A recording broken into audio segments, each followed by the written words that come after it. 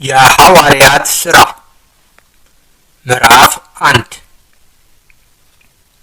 ቴዎፍሎስ ሆይ ጌታችን ኢየሱስ ክርስቶስ ሊያደርገውና ሊያስተምረው የጀመረውን ሥራ ሁሉ አስቀድሜ በመጽሐፍ ጽፌልሃለሁ።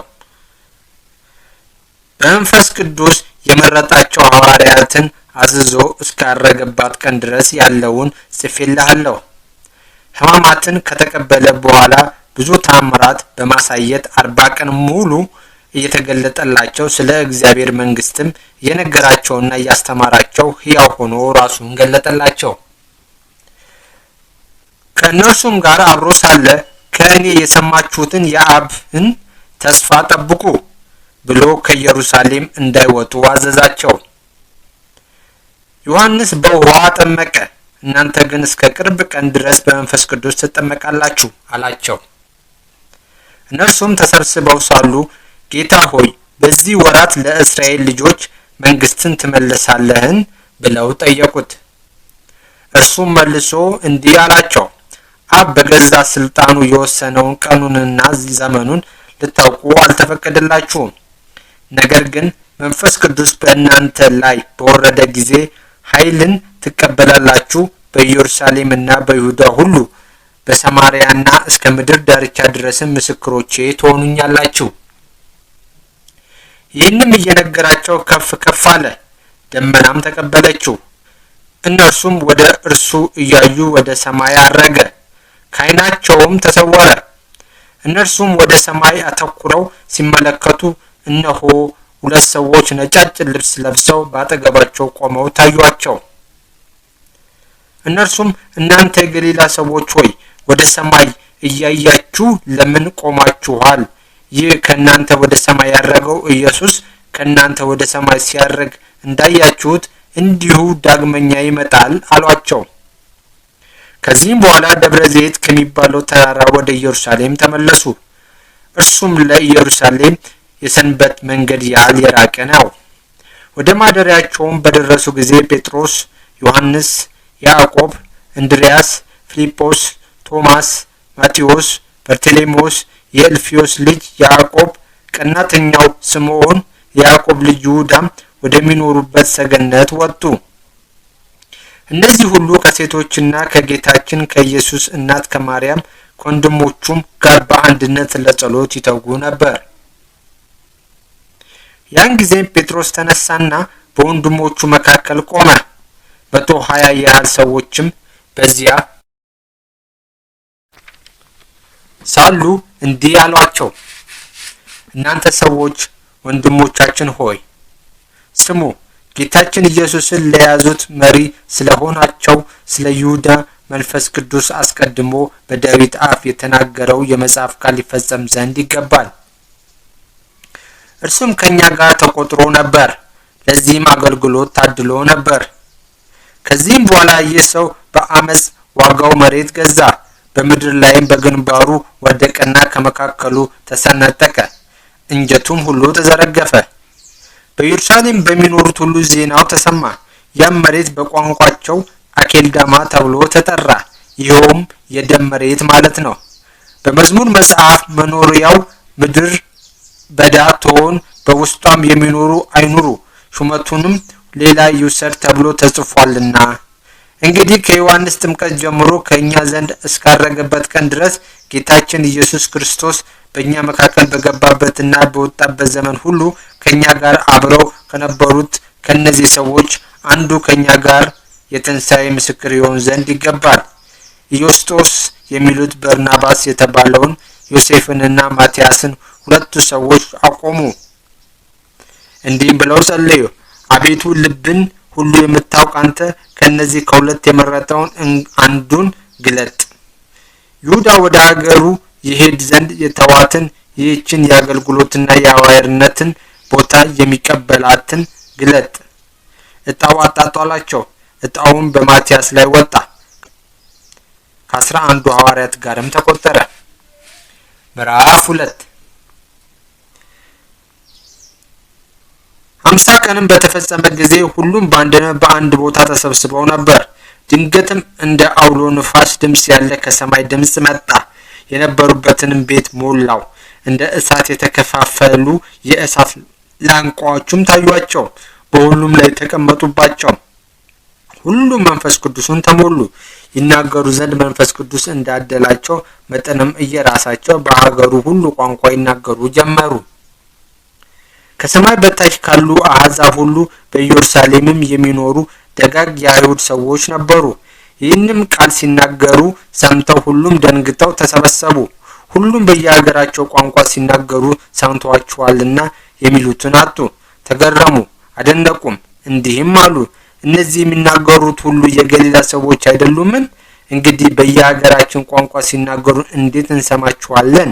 እኛ በተወለድንበት በጳርጤ፣ በሜድ፣ በኢላሜጤ በሁለቱ ወንዞች መካከል በይሁዳ፣ በቀጶዶቅያ፣ በጳንጦስና በእስያ፣ በፍርግያ፣ በጵንፍልያ፣ በግብጽ፣ በሊቢያ አውራጃ፣ በቀርኔን የምንኖር ከሮሜም የመጣን አይሁድ መጻተኞችም ከቀርጤስና ከአረብም የመጣን እነሆ የእግዚአብሔርን ጌትነት በየሀገራችን ቋንቋ ሲናገሩ እንሰማቸዋለን።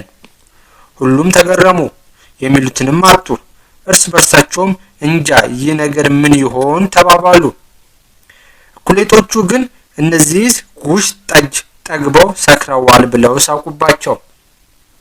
ጴጥሮስም ከአስራ አንዱ ጋር ቆሞ ድምፁን ከፍ አድርጎ እንዲህ አለ፣ እናንተ የአይሁድ ሰዎች በኢየሩሳሌምም የምትኖሩ ሁሉ ይህን እወቁ፣ ቃሌንም ስሙ። ለእናንተ እንደመሰላችሁ እነዚህ የሰከሩ አይደሉም፣ ከቀኑ ገና ሶስተኛ ሰዓት ነውና። ነገር ግን ይህ በነቢዩ በኢዮኤል የተባለው ነው። በኋለኛይቱ ቀን እንዲህ ይሆናል ይላል እግዚአብሔር፣ ሥጋን በለበሰ ሁሉ ላይ ከመንፈሴ አፈስሳለሁ። ወንዶች ልጆቻቸውና ሴቶች ልጆቻቸው ትንቢት ይናገራሉ፣ ጎልማሶቻቸው ራእይን ያያሉ፣ ሽማግሌዎቻቸውም ሕልምን ያልማሉ። በወንዶችና በሴት ባሪያዎች ላይም ያን ጊዜ መንፈሴን አፈስሳለሁ፣ ትንቢትም ይናገራሉ። በላይ ሰማይ ታምራትን፣ በታች በምድርም ምልክቶችን፣ ደምን፣ እሳትንና ጢስን እሰጣለሁ። የምትገልጠው ታላቋ የእግዚአብሔር ቀን ሳትመጣ ፀሐይ ወደ ጨለማ፣ ጨረቃም ወደ ደም ይለወጣል። የእግዚአብሔርንም ስም የሚጠራ ሁሉ ይድናል። እናንተ የእስራኤል ሰዎች ሆይ ይህን ነገር ስሙ። እንደምታውቁት በመካከላችሁ እግዚአብሔር በእጁ ባደረገው በካህሊነቱ በተአምራቱና በድንቅ ስራዎቹ እግዚአብሔር የገለጠላችሁን ሰው የናዝሬቱን ኢየሱስን ስሙ። እርሱንም በተወሰነው በእግዚአብሔር ምክርና በቀደመው እውቀቱ እናንተ አሳልፋችሁ በኃጥአን እጅ ሰጣችሁት፣ ሰቅላችሁም ገደላችሁት። እግዚአብሔር ግን የሞትን ማሰሪያ ፈቶ ከሙታን ለይቶ አስነሳው፣ ሞት እርሱን ሊይዘው አይችልምና።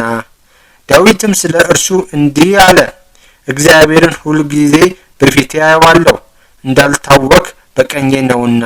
ስለዚህ ልቤን ደስ አለው፣ አንደበቴም ሐሴት አደረገ፣ ሥጋዬም ደግሞ በተስፋው አደረ። ነፍሴን በሲኦል አትተዋትምና፣ ጻድቅንም ጥፋትን ያይ ዘንድ አትሰጠውምና። የሕይወት መንገድ አሳየኸኝ፣ ከፊትህ ጋር ደስታን አጠገብኸኝ።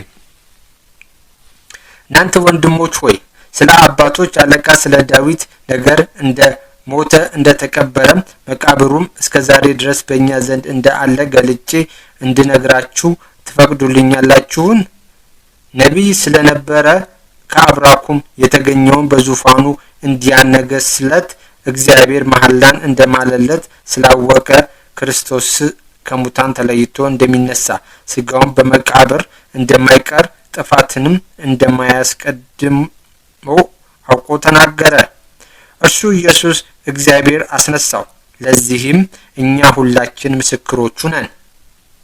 አሁን ግን በእግዚአብሔር ቀኝ ከፍ ከፍ ብሎና የመንፈስ ቅዱስን ተስፋ ከአብ ገንዘብ አድርጎ ይህን ዛሬ የምታዩትንና የምትሰሙትን አፈሰሰው። ዳዊት ወደ ሰማይ አልወጣም፣ ነገር ግን እርሱ አለ፣ ጌታዬን አለው፣ በቀኝ ተቀመጥ፣ ጠላቶችህን ከእግር ጫማ በታች እስክጥላቸው ድረስ። እንግዲህ የእስራኤል ወገኖች ሁሉ እናንተ የሰቀላችሁትን ኢየሱስን እግዚአብሔር ጌታ መሲህም እንዳደረገው በእርግጥ ይወቁ። ይህንን በሰሙ ጊዜ ልባቸው ተከፈተ። ጴጥሮስንና ወንድሞቹ ሐዋርያትንም ወንድሞቻችን ሆይ ምን እናድርግ አሏቸው።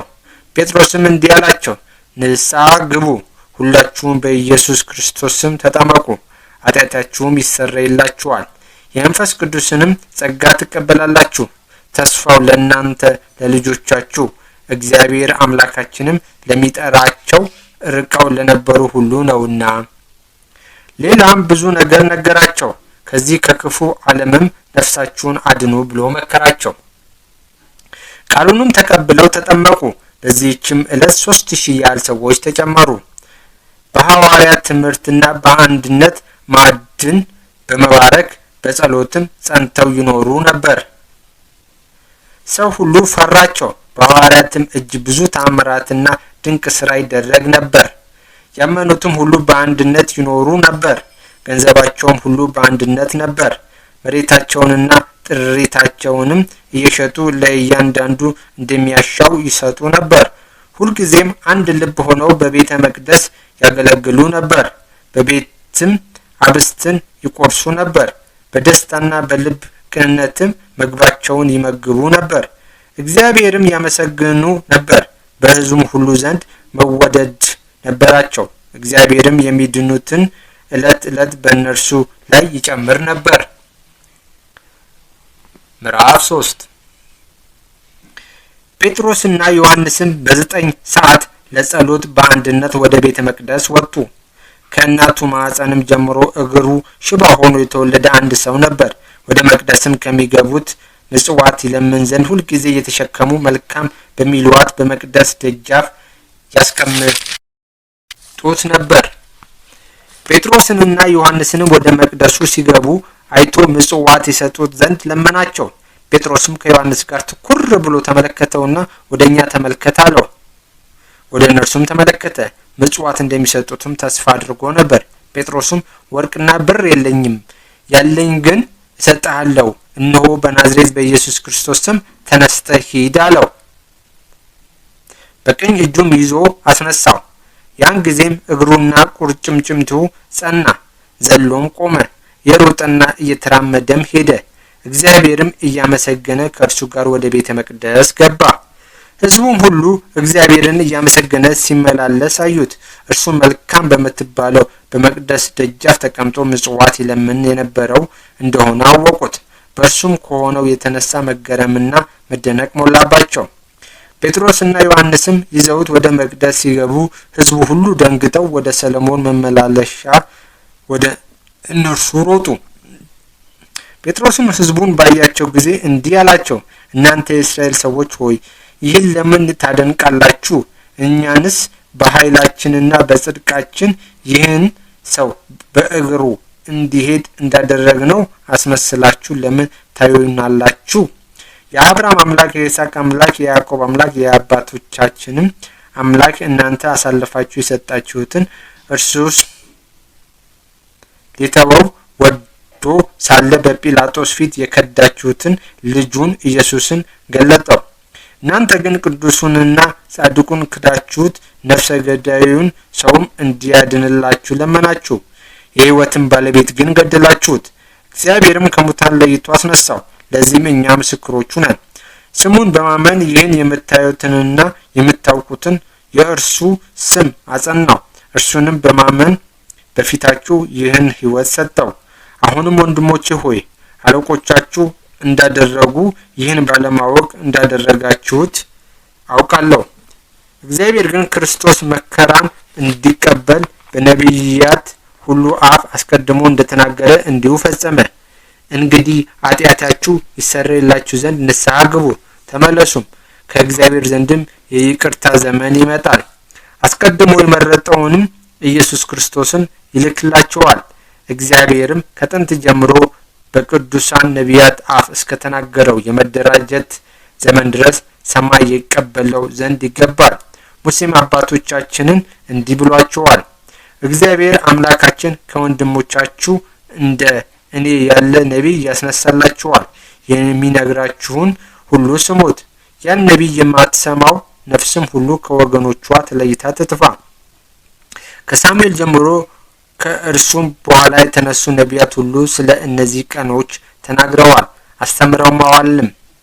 እናንተም የነቢያት ልጆች ናችሁ፣ እግዚአብሔር ለአባቶቻችን በሰራው ሥርዓትም የተወለዳችሁ ናችሁ። ለአብርሃም በዘርህ የምድር አሕዛብ ሁሉ ይባረካሉ ብሎታልና። እግዚአብሔርም አስቀድሞ ልጁን አስነሳላችሁ፣ ሁላችሁም ከክፋታችሁ እንድትመለሱ ይባርካችሁ ዘንድ ላከው። ምዕራፍ 4 ሕዝቡንም ሲያስተምሩ ሊቃነ ካህናትና የቤተ መቅደስ ሹም ሰዱቃውያንም መጡ። ሕዝቡን ስለ አስተማሩና በኢየሱስም የሙታንን ትንሣኤ ስለ ሰበኩ በእነርሱ ተናደዱ። እጃቸውንም ዘርግተው ያዟቸው። ጊዜውም ፈጽሞ መሽቶ ነበርና እስከ ማግስቱ ድረስ በወህኒ ቤት አገቧቸው። ቃሉንም ሰምተው ያመኑ ብዙ ሰዎች ናቸው። ያመኑት ወንዶች ቁጥርም 5000 ያህል ሆነ። በማግስቱም አለቆቻቸውና ሽማግሌዎች ጻፎችም በኢየሩሳሌም ተሰበሰቡ። ሊቀ ካህናቱ ሐና፣ ቀያፋም፣ ዮሐንስና አልእስክንድሮስም የሊቀ ካህናቱም ወገን ሁሉ ከእነርሱ ጋር ነበሩ። በአደባባይም አቆሙና እናንተ ይህን በማን ስምና በማን ኃይል አደረጋችሁት ብለው መረመሯቸው። ያን ጊዜም በጴጥሮስ መንፈስ ቅዱስ ሞላበትና እንዲህ አላቸው፣ እናንተ የሕዝብ አለቆችና ሽማግሌዎች ሆይ ስሙ። ዛሬ ለበሽተኛው በተደረገው ረድኤት ምክንያት በእናንተ ዘንድ እኛ የሚፈርድብን ከሆነ እንግዲያ ይህ ሰው በምን ዳነ? እንግዲህ እናንተ ሁላችሁ የእስራኤልም ወገን ሁሉ እናንተ በሰቀላችሁት እግዚአብሔርም ከሙታን ለይቶ ባስነሳው በናዝሬቱ በኢየሱስ ክርስቶስ ስም ይህ ሰው እንደ ዳነና በፊታችሁም እንደ ቆመ በእርግጥ እወቁ። ይህ እናንተ ግንበኞች የናቃችሁ ድንጋይ ነውና እርሱም የማዕዘን ራስ ሆነ። መዳንም በሌለ በማንም የለም፣ ከሰማይ በታች እንድንበት ዘንድ የሚገባን ለሰው የተሰጠ ሌላ ስም ከቶ የለምና። ጴጥሮስና ዮሐንስም ግልጥ አድርገው ሲናገሩ ባዩአቸው ጊዜ ያልተማሩና መጽሐፍን የማያውቁ ሰዎች እንደሆኑ አውቀው እንደነቁ ሁልጊዜም ከኢየሱስ ጋር እንደነበሩ አወቁ። ያን የዳነውን ሰውም ከእነርሱ ጋር ቆሞ ባዩት ጊዜ የሚሉትን አጡ። ከሸንጎውም ጥቂት ፈቀቅ አደረጓቸውና እርስ በርሳቸው ተነጋገሩ፣ እንዲህም አሉ፣ እነዚህን ሰዎች ምን እናድርጋቸው? እነሆ በእነርሱ የሚደረገው ተአምር በኢየሩሳሌም በሚኖሩት ሁሉ ዘንድ ታወቀ፣ ግልጥም ሆነ፣ ልንሰውረውም አንችልም። ነገር ግን በሕዝቡ ዘንድ እጅግ እንዳይሰፋፋ ዳግመኛ በኢየሱስ ስም ሰውን እንዳያስተምሩ አጠንክረን እንገስጻቸው። ጠርተውም በኢየሱስ ስም ፈጽሞ አትናገሩ አታስተምሩም ብለው አዘዟቸው። ጴጥሮስና ዮሐንስም እንዲህ ብለው መለሱላቸው፣ እግዚአብሔርን ያይደለ እናንተን ልንሰማ በእግዚአብሔር ፊት ይገባልን? እስኪ እናንተ ራሳችሁ ፍረዱ። እኛ ያየነውንና የሰማነውን ከመናገር ዝም እንል ዘንድ አንችልም። እነርሱንም የሚቀጡበት ምክንያት ስለ አጡባቸው ገስጸው ለቀቋቸው። ስለተደረገው ተአምር ሕዝቡ ሁሉ እግዚአብሔርን ያመሰግኑ ነበርና። ይህ የድህነት ምልክት የተደረገለት ያ ሰው ከ40 ዓመት ይበልጠው ነበርና። ተፈትተውም ወደ ሰዎቻቸው ሄዱ። ሊቃነ ካህናትና ሽማግሌዎችም ያሏቸውን ሁሉ ነገሯቸው። ይህንን በሰሙ ጊዜ በአንድነት ቃላቸውን ወደ እግዚአብሔር ከፍ አድርገው እንዲህ አሉ፣ ሰማይና ምድርን ባህርንም በውስጣቸው ያለውንም ሁሉ የፈጠረ አንተ እግዚአብሔር ሆይ፣ አንተ ራስህ በአባታችን በባሪያህ በዳዊት አፍ በመንፈስ ቅዱስ እንዲህ ብለህ የተናገር፣ አሕዛብ ለምን ተሰበሰቡ? ሕዝቡስ ለምን ከንቱ ነገርን ተናገረ? የምድር ነገስታትስ ለምን ተነሱ? አለቆችስ ከእነርሱ ጋር አብረው በእግዚአብሔርና በመሲሁ ላይ ለምን ዶለቱ? በቀባኸው በቅዱስ ልጅ ላይ ሄሮድስና ጴንጤናዊው ጲላጦስ ከወገኖቻቸውና ከእስራኤል ሕዝብ ጋር በእውነት በዚች ሀገር ላይ ዶለቱ። እጅህና ምክርህ እንዲደረግ የወሰኑትን ይፈጽሙ ዘንድ አሁንም አቤቱ ትምክህታቸውን ተመልከት፣ ቃልህንም በግልጥ ያስተምሩ ዘንድ ለባሮች ስጣቸው። በቅዱሱ ልጅህም በኢየሱስ ክርስቶስ ስም ሕሙማንን ትፈውስ ዘንድ ተአምራትንና ድንቅ ስራንም ታደርግ ዘንድ እጅህን ዘርጋ። ሲጸልዩም በአንድነት ተሰብስበው የነበሩበት ቦታ ተናወጠ። በሁሉም ላይ መንፈስ ቅዱስ መላባቸውና የእግዚአብሔርን ቃል በግልጥ አስተማሩ። ያመኑትም ሁሉ አንድ ልብ አንዲት ነፍስ ሆነው ይኖሩ ነበር። በውስጣቸውም የሁሉ ገንዘብ በአንድነት ነበር እንጂ ይህ የኔ ገንዘብ ነው የሚል አልነበረም። ሐዋርያትም የጌታችን የኢየሱስ ክርስቶስን ትንሣኤ በታላቅ ኃይል ይመሰክሩ ነበር። በሕዝቡም ዘንድ ታላቅ ጸጋ ነበራቸው። ከእነርሱም አንድ ስንኳ ችግረኛ አልነበረም። ቤትና መሬት ያላቸው ሁሉ እየሸጡ ገንዘቡን ያመጡ ነበር። አምጥተውም በሐዋርያት እግር አጠገብ ያኖሩት ነበር። እነርሱም ለእያንዳንዱ እንደ ፍላጎቱ ይከፍሉት ነበር። በሐዋርያትም ዘንድ ትርጓሜው የመጽናናት ልጅ የሚሆን በርናባስ የተባለ የሌዊ ወገን ስሙን ዮሴፍ የሚሉት አንድ የቆጵሮስ ሰው ነበር። እርሻም ነበረውና ሽጦ ገንዘቡን አምጥቶ በሐዋርያት እግር አጠገብ አኖረው። ምዕራፍ 5 ሐናንያ የተባለ አንድ ሰው ነበር። ሚስቱም ሰጲራ ትባል ነበር። መሬቱንም ሸጠ። ከሚስቱም ጋር ተማክሮ የዋጋውን እኩሌታ አስቀረ። የዋጋውን እኩሌታ አምጥቶ በሐዋርያት እግር አጠገብ አስቀመጠ። ጴጥሮስም ሐናንያ ሆይ መንፈስ ቅዱስን ታታልለው ዘንድ የመሬትህንም ዋጋ ከፍለህ ታስቀር ዘንድ ሰይጣን በልብህ እንዴት አደረ? ጥንቱን ሳትሸጠው ያንተ አልነበረምን? ከሸጠውስ በኋላ በፈቃድ አልነበረምን? ይህን ነገር በልብህ ለምን አሰብህ? እግዚአብሔርን እንጂ ሰውን አላታለልህም አለው። ሐናንያም ይህን በሰማ ጊዜ ወድቆ ሞተ። ጽኑ ፍርሃትም ሆነ። የሰሙትም ሁሉ ፈሩ። ከእነርሱም ጎልማሶች ተነስተው ገነዙት፣ ተሸክመውም ወስደው ቀበሩት። ይህም ከሆነ ከ3 ሰዓት በኋላ ሚስቱ መጣች። ባሏም የሆነውን ሳታውቅ ገባች። ጴጥሮስም እስኪ ንገሪኝ፣ መሬታችሁን የሸጣችሁት ይህን ለሚያህል ነውን? አላት። እርሷም አዎን እንዲሁ ነው አለች። ጴጥሮስም እንግዲህ የእግዚአብሔርን መንፈስ ትፈታተኑት ዘንድ እንዴት ተባበራችሁ? እነሆ ባልሽን የቀበሩ ሰዎች እግሮች በበር ናቸው፣ አንቺንም ይወስዱሻል አላት። ያን ጊዜም ከእግሩ በታች ወድቃ ሞተች። ጎልማሶችም በገቡ ጊዜ በድንዋን አገኙ፣ ወስደውም በባሏ አጠገብ ቀበሯት። በአብያተ ክርስቲያናትና ይህንንም ነገር በሰሙት ሁሉ ላይ ታላቅ ፍርሃት ሆነ። በሐዋርያት እጅም በሕዝቡ ዘንድ ተአምራትና ድንቅ ስራዎች ይሰሩ ነበር። በቤተ መቅደስም በሰለሞን መመላለሻ በአንድነት ነበሩ። ሕዝቡም እጅግ ያከብሯቸው ነበረ። ከሌሎችም ይቀርባቸው ዘንድ አንድ ስንኳን የሚደፍር አልነበረም። በጌታችን የሚያምኑ ብዙዎች ይጨመሩ ነበር። ወንዶችና ሴቶችም ብዙዎች ነበሩ። ጴጥሮስም አልፎ ሲሄድ ጥላው ያርፍባቸው ዘንድ ድውዮችን በአልጋና በቃሬዛ እያመጡ በአደባባይ ያስቀምጧቸው ነበር። ደግሞም በኢየሩሳሌም ዙሪያ ካሉ ከተሞች ብዙዎች ይመጡ ነበር። የታመሙትንና ክፉዎች አጋንንትን የያዟቸውንም ያመጡ ነበር። ሁሉም ይፈወሱ ነበር። ሊቀ ካህናቱና አብረውት የነበሩት የሰዶቅያን ወገኖችም ቀንተው በእነርሱ ላይ ተነሱ። እጃቸውንም በሐዋርያት ላይ አነሱ፣ ያዟቸው፣ በሕዝቡ ወህኒ ቤትም አስገቧቸው። የእግዚአብሔር መልአክ ግን በሌሊት የወህኒ ቤቱን ደጃፍ ከፍቶ አወጣቸው። እንዲህም አላቸው፣ ሂዱ፣ ወደ ቤተ መቅደስም ግቡና ለሕዝብ ይህን የሕይወት ቃል አስተምሯቸው። ይህንም በሰሙ ጊዜ ጥዋት ገስግሰው ወደ ቤተ መቅደስ ገቡና አስተማሩ። ሊቀ ካህናቱና ከእርሱ ጋር የነበሩት ግን ጉባኤውን እና ከእስራኤልም ቤት ሽማግሌዎች ሁሉ ሰበሰቡ። ሐዋርያትንም ያመጧቸው ዘንድ ወደ ወህኒ ቤት ላኩ። አሽከሮቻቸውም መጥተው በወህኒ ቤት አጧቸውና ተመልሰው ነገሯቸው። ወህኒ ቤቱንም በዙሪያውን ተዘግቶ በቁልፍም ተቆልፎ አገኘ ነው። ወታደሮቹም በሩን ይጠብቁ ነበር። ነገር ግን ከፍተን በገባን ጊዜ በውስጡ ያገኘነው የለም አሏቸው። ሊቃነ ካህናትና የቤተ መቅደሱ ሹሞም ይህን ነገር በሰሙ ጊዜ የሚያደርጉ አጥተው እንጃ ይህ ምን ይሆን አሉ። አንድ ሰው መጥቶ ያሰራችኋቸው እነዚያ ሰዎች እነሆ በቤተ መቅደስ ውስጥ ናቸው፣ ቆመውም ሕዝቡን ያስተምራሉ ብሎ ነገራቸው። ከዚህም በኋላ የቤተ መቅደሱ ሹም ከሎሌዎቹ ጋር ሄዶ አባብሎ አመጣቸው። በግድም አይደለም በድንጋይ እንዳይደበድባቸው ሕዝቡን ይፈሩ ነበርና። አምጥተውም በሸንጎ መካከል አቆሟቸው። ሊቀ ካህናቱን መረመሯቸው። በኢየሱስም ለማንም እንዳታስተምሩ ከልክለናችሁ አልነበረምን?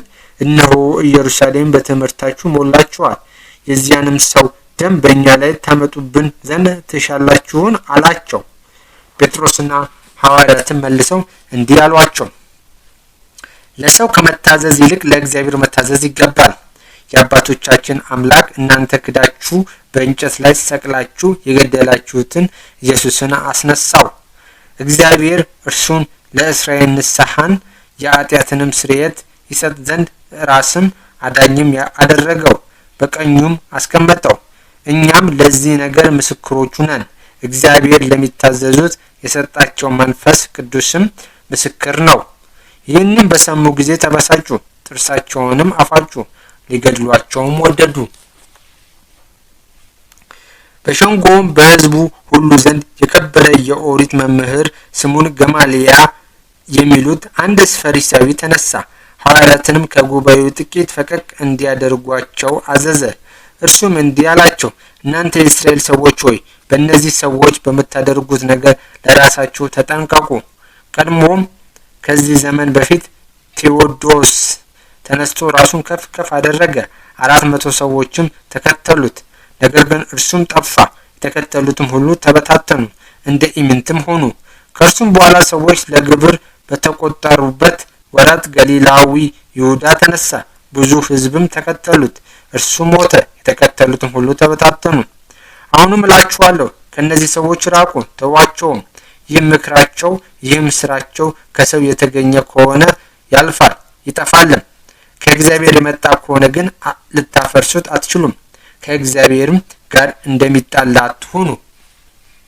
እሺም አሰኛቸው። ሐዋርያትንም ጠርተው ገረፏቸው። እንግዲህ ወዲህም በኢየሱስ ስም እንዳያስተምሩ ገስጸው ተዋቸው። እነርሱም ከሸንጎ ፊት ደስ እያላቸው ወጡ፣ ስለ ስሙ መከራ ይቀበሉ ዘንድ መንፈስ ቅዱስ አድሏቸዋልና። ሁልጊዜ በቤተ መቅደስና በቤተ ስላ ጌታችን ስለ ኢየሱስ እርሱ ክርስቶስ እንደሆነ ማስተማርንና መስበክን አልተውም። ምዕራፍ 6 በዚያም ወራት ደቀ መዛሙርት በብዙ ጊዜ ከግሪክ የመጡ ደቀ መዛሙርት በአይሁድ ምዕመናን ላይ አንጎራጎሩባቸው። የዕለት ዕለቱን ምግብ ሲያካፍሉ ባልቴቶቻቸውን ቸል ይሉባቸው ነበርና። 12ቱም ሐዋርያት ሕዝቡን ሁሉ ጠርተው እንዲህ አሏቸው፣ የእግዚአብሔርን ቃል ትተን ማዕድን እናገለግል ዘንድ የሚገባ አይደለም። ወንድሞቻችን ሆይ ከእናንተ ወገን በመልካም የተመሰከረላቸውን መንፈስ ቅዱስና ጥበብ የሞላባቸውን 7 ሰዎችን ምረጡ፣ ለዚህ ስራም እንሾማቸዋለን። እኛ ግን ለጸሎትና ቃሉን ለማስተማር እንተጋለን። ይህም ነገር በእነርሱ ዘንድ የተወደደ ሆነ።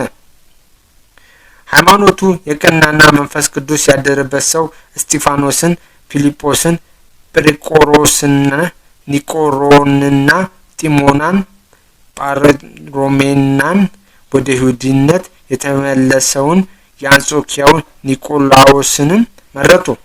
በሐዋርያትም ፊት አቆሟቸው። ጸልየውም እጃቸውን በራሳቸው ላይ ጫኑ። የእግዚአብሔርም ቃል ከፍ ከፍ አለ።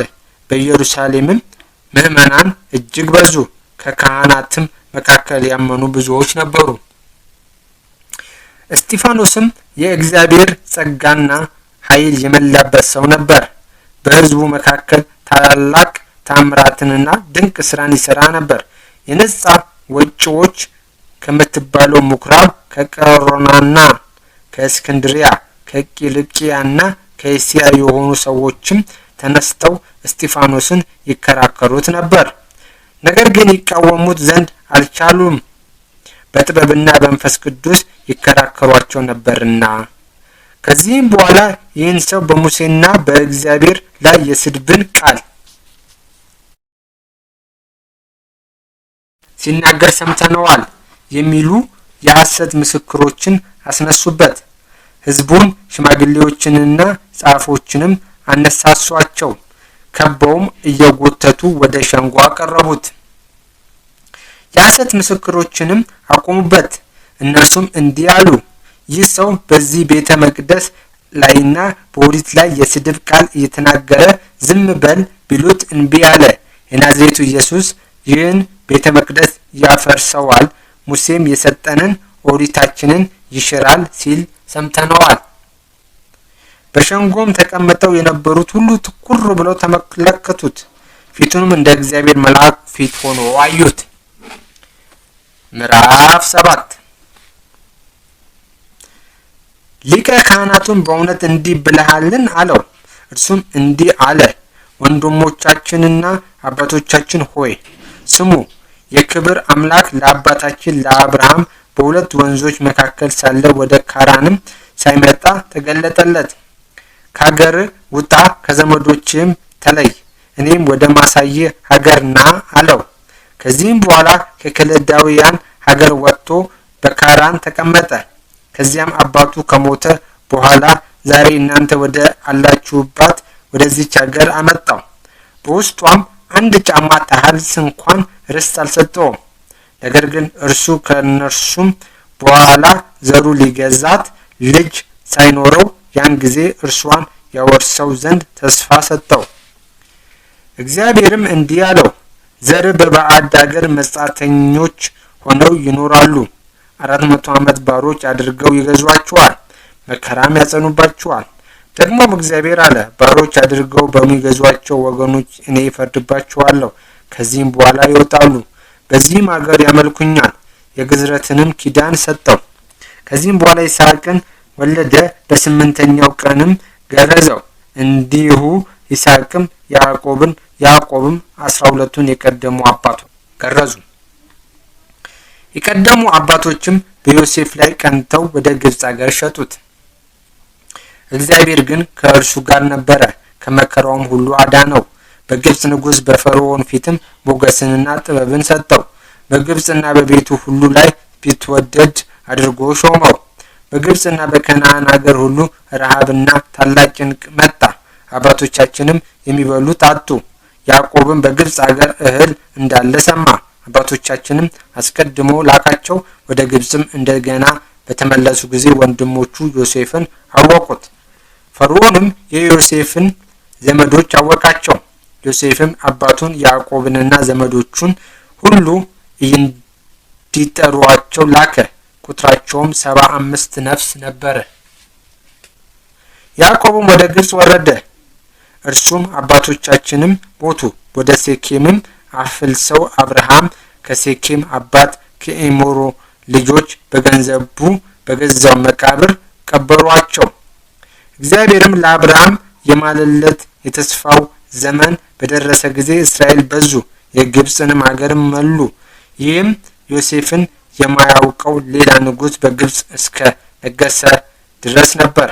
እርሱም ወገኖቻችንን ተተንኮሎ አባቶቻችንን መከራ አጸናባቸው።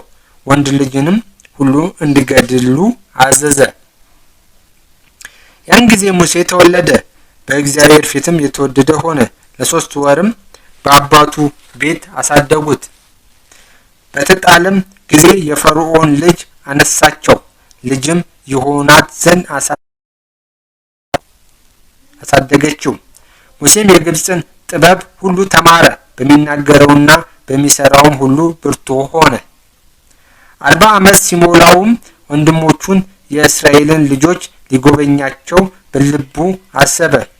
አንድ ግብጻዊም ዕብራዊውን ሲበድለው አገኘና ለዚያ ለተበደለው ረድቶ ግብጻዊውን ገደለው፣ በአሸዋም ቀበረው። እርሱም እግዚአብሔር በእጁ ደህንነትን እንደሚያደርግላቸው የሚያስተውሉ መስሎት ነበር። እነርሱ ግን አላስተዋሉም። በማግስቱም ከመካከላቸው 2 ሰዎች እርስ በርሳቸው ሲጣሉ አገኘ። ሊያስታርቋቸውም ወድዶ እናንተማ ወንድሞቻችን ናችሁ፣ እርስ በርሳችሁ ለምን ትጣላላችሁ አላቸው። ያም ባልንጀራውን የሚበድለው ገፋው፣ እንዲህም አለው፣ አንተን በእኛ ላይ ዳኛና ፈራጅ አድርጎ ማን ሾመ? ወይስ ትናንትና ግብጻዊውን እንደገደለው እኔንም ልትገድለኝ ትሻለህን? ስለዚህም ነገር ሙሴ ኮብልሎ በሚዲያም አገር ስደተኛ ሆኖ ኖረ። በዚያም 2 ልጆችን ወለደ። 40 ዓመትም በተፈጸመ ጊዜ በበረሃ በደብረ ሲና የእግዚአብሔር መልአክ በቁጥቋጦ መካከል በእሳት ነበልባል ታየው። ሙሴም አይቶ ባየው ተደነቀ፣ ሊያስተውለውም ቀረበ። እግዚአብሔርም እንዲህ ብሎ ተናገረው፣ እኔ የአባቶች አምላክ የአብርሃም አምላክ የይስሐቅ አምላክ የያዕቆብ አምላክ ነኝ። ሙሴም ተንቀጠቀጠ፣ መረዳትም አልቻለም። እግዚአብሔርም እንዲህ አለው፣ ጫማህን ከእግርህ አውልቅ፣ የቆምህባት ምድር የተቀደሰች ናትና። በግብጽ ያሉትን የወገኖቼን መከራ ማየትን አይቻለሁ፣ ጩኸታቸውንም ሰምቻለሁ፣ ላድናቸውም ወርጃለሁ። አሁንም ና ወደ ግብጽ አገር ልላክህ፣ በእኛ ላይ አለቃና ፈራጅ ማን አድርጎሃል ብለው የካዱትን ያን ሙሴን በቁጥቋጦ መካከል በታየው በመልአኩ እጅ እርሱን መልእክተኛና አዳኝ አድርጎ እግዚአብሔር ላከው። እርሱም 40 ዘመን በግብጽ አገርና በኤርትራ ባህር በበረሃም ታምራትንና ድንቅ ስራን እየሰራ ወጣቸው። ለእስራኤልም ልጆች እግዚአብሔር ከወንድሞቻችሁ መካከል እንደ እኔ ያለ ነቢይ ያስነሳላችኋልና እርሱን ስሙት ያላቸው ይህ ሙሴ ነው። በምድረ በዳ በማህበሩ መካከል የነበረ እርሱ ነው። በደብረ ሲና አነጋገረው መልአክና ከአባቶቻችንም ጋር ለኛ ሊሰጠን የሕይወት ቃል የተቀበለ እርሱ ነው።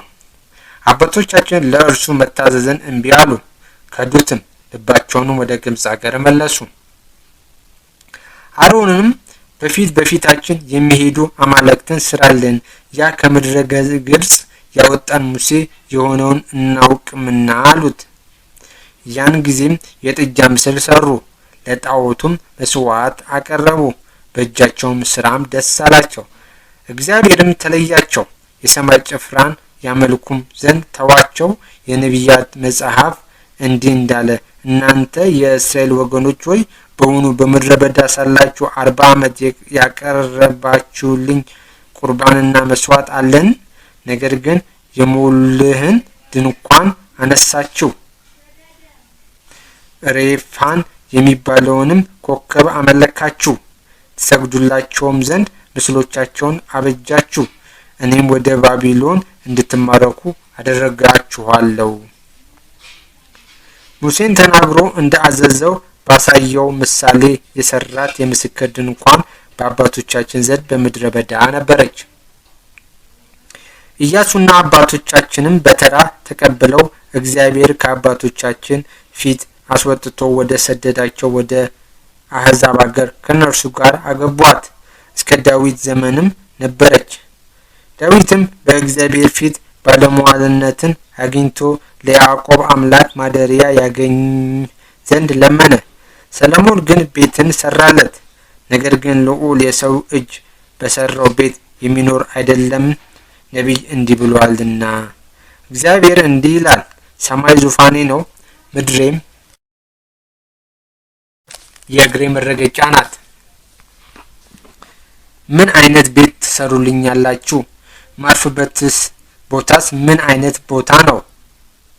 ይህን ሁሉ እጆቼ የሰሩት አይደለምን? እናንተ አንገታችሁ የደነደነ ልባችሁም የተደፈነ ጆሮአችሁም የደነቆረ እንደ አባቶቻችሁ መንፈስ ቅዱስን ዘወትር ትቃወማላችሁ። አባቶቻችሁ ከነቢያት ያላሳደዱት ማን አለ? ዛሬም እናንተ አሳልፋችሁ የሰጣችሁትንና የገደላችሁትን የጻድቁን መምጣት አስቀድመው የተናገሩትን ገደሏቸው። በመላእክትም ሥርዓት ኦሪትን ተቀበላችሁ አልጠበቃችሁትም። ይህንም ሰምተው ተበሳጩ፣ ልባቸውም ተናደደ፣ ጥርሳቸውንም አፋጩበት። በእስጢፋኖስም ላይ በመንፈስ ቅዱስ መላ፣ ወደ ሰማይን ተመለከተ፣ እግዚአብሔርን ክብር ኢየሱስም በእግዚአብሔር ቀኝ ቆሞ አየ። እነሆ ሰማይ ተከፍቶ የሰው ልጅም በእግዚአብሔር ቀኝ ቆሞ አያለው አለ። እነርሱም በታላቅ ቃል ጮኹ፣ ጆሮአቸውን ደፈኑ፣ በአንድነትም ተነስተው ከበቡት። ከተማም ወደ ውጪ ጎትተው አውጥተው ወገሩት። ምርጉሮት ሰዎችም ልብሳቸውን ሳውል በሚባል ጎልማሳ እግር አጠገብ አስቀመጡ። እስጢፋኖስም ጌታዬ ኢየሱስ ሆይ ነፍሴን ተቀበል እያለ ሲጸልይ ይወግሩት ነበር። በጉልበቱም ተንበርክኮ አቤቱ ይህን ኃጢአት አትቁጠርባቸው ብሎ በታላቅ ድምፅ ጮኸ። ይህንን ብሎ ሞተ። ሳኦልም በእስጢፋኖስ ሞት ተባባሪ ነበር። ምዕራፍ 8 በዚያ ወራትም በኢየሩሳሌም ባለችው በቤተክርስቲያን ላይ ታላቅ ስደት ሆነ። ከሐዋርያትም በቀር ሁሉም በይሁዳና በሰማርያ ባሉ አውራጃው ሁሉ ተበተኑ። እስጢፋኖስንም ደጋግ ሰዎች አንስተው ቀበሩት። ታላቅ ልቅሶም አለቀሱለት። የሳኦል ግን ገና አብያተ ክርስቲያናትን ይቃወም ነበር። የሰውንም ቤት ሁሉ ይበረብር ነበር። ወንዶችንም ሴቶችንም እየጎተተ ወደ ወህኒ ቤት ያስገባቸው ነበር። የተበተኑት ግን እየተዘዋወሩ የእግዚአብሔርን ቃል ሰበኩ፣ አስተማሩ። ፊልጶስም ወደ ሰማርያ ከተማ ወረደ፣ ስለ ክርስቶስም ሰበከላቸው። ሕዝቡም የነገራቸውን በሰሙና ያደረገው የነበረውን ተአምራት ባዩ ጊዜ በአንድ ልብ የፊልጶስን ነገር ተቀበሉ። ርኩሳን መናፍስት ያድሩባቸውም ብዙዎች ነበሩና በታላቅ ቃል እየጮሁ ይወጡ ነበር። ብዙዎች ልምሾችና አንካሶችም ይፈወሱ ነበር። በዚያችም ከተማ ታላቅ ደስታ ሆነ። በዚያችም ከተማ ሲሞን የሚባል አንድ ሰው ነበር። የሰማርያ ሰዎችንም ያስት ነበር። ሰውየው ስራኛ ነበር። ራሱንም ታላቅ ያደርግ ነበር። ከታናናሾቹም ጀምሮ እስከ ታላላቆቹ ድረስ ታላቁ የእግዚአብሔር ኃይል ይህ ነው እያሉ ሁሉም ያደምጡት ነበር። ከብዙ ዘመንም ጀምሮ በጥንቆላው ያታልላቸው ስለነበር ያደምጡት ነበር። ነገር ግን ፊልጶስ ስለ እግዚአብሔር መንግስትና ስለ ኢየሱስ ክርስቶስ ሰብኮላቸው ባመኑ ጊዜ ሴቶችም ወንዶችም ተጠመቁ። ሲሞንም ወዲያውኑ አምኖ ተጠመቀ። ፊልጶስንም ይከተል ጀመር። በፊልጶስም እጅ የሚደረገውን ተአምርና ታላቅ ኃይል ባየ ጊዜ ይደነቅ ነበር። በኢየሩሳሌም የነበሩ ሐዋርያትም የሰማርያ ሰዎች የእግዚአብሔርን ቃል እንደተቀበሉ በሰሙ ጊዜ ጴጥሮስንና ዮሐንስን ወደ እነርሱ ላኳቸው። ወርደውም መንፈስ ቅዱስን እንዲቀበሉ ጸለዩላቸው። በጌታችን በኢየሱስ ክርስቶስም ስም ተጠመቁ እንጂ ከመካከላቸው በአንዱ ላይ እንኳ መንፈስ ቅዱስ ገና አልወረደም ነበርና። በዚያም ጊዜ እጃቸውን ጫኑባቸው፣ መንፈስ ቅዱስንም ተቀበሉ። ሲሞንም ሐዋርያት እጃቸውን በጫኑበት ሰው ላይ መንፈስ ቅዱስ እንደሚወርድ ባየ ጊዜ ገንዘብ አመጣላቸውና እጄን በምንጭንበት ሰው ላይ መንፈስ ቅዱስ ይወርድ ዘንድ ለእኔም ይህን ስልጣን ስጡኝ አላቸው። ጴጥሮስ ግን እንዲህ አለው፣ የእግዚአብሔርን ጸጋ በገንዘብ ልትገዛ አስበሃልና ገንዘብህ ከአንተ ጋር ይጥፋ። በዚህ ነገር እድልና ርስት የለህም፣ በእግዚአብሔር ፊት ልብህ የቀና አይደለምና። አሁንም ከክፋት ተመለስና ንስሐ ግባ፣ የልቡናህንም ሐሳብ ይተውልህ እንደሆነ እግዚአብሔርን ለምን። በመራራ መርዝ ተመርዘ በአመፃ ማሰሪያ ተተብትበ የምትኖር ሆነ አይሃለውና። ሲሞንም መልሶ ካላችሁት ሁሉ ምንም እንዳይደርስብኝ እናንተ ወደ እግዚአብሔር ለምኑልኝ አለ።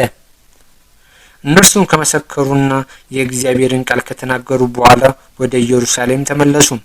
በብዙዎች የሰማርያ መንደሮችም የእግዚአብሔርን ቃል አስተማሩ። የእግዚአብሔር መልአክም ፊልጶስን ተናገረው፣ እንዲህም አለው፣ በቀትር ጊዜ ተነሳና በደቡብ በኩል ከኢየሩሳሌም ወደ ጋዛ በሚያወርደው በምድረ በዳው መንገድ ሂድ። ተነስቶም ሄደ። እነሆም የኢትዮጵያ ንግስት የእንደጌ ጃንደረባ ከሹሞቿ የበለጠ በሀብታም ሁሉ ላይ በጅሮንድ የነበረ አንድ የኢትዮጵያ ሰው ነበር። እርሱም ሊሰግድ ወደ ኢየሩሳሌም መጣ። ሲመለስም በሰረገላው ላይ ተቀምጦ የነቢዩ የኢሳይያስን መጽሐፍ ያነብ ነበር። መንፈስ ቅዱስም ፊልጶስን ሂድ፣ ይህን ሰረገላ ተከተለው አለው። ፊልጶስም ፈጥኖ ደርሶ የነቢዩን የኢሳይያስን መጽሐፍ ሲያነብ ሰማው። ፊልጶስም በውኑ የምታነበውን ታውቀዋለህን አለው። ጃንደረባውም ያስተማረኝ ሳይኖር በምን አውቀዋለሁ አለው። ወደ ሰረገላውም ወጥቶ አብሮ ሲቀመጥ ዘንድ ፊልጶስን ለመነው። ያነበው የነበረ የመጽሐፍ ቃልም እንዲህ የሚል ነበር።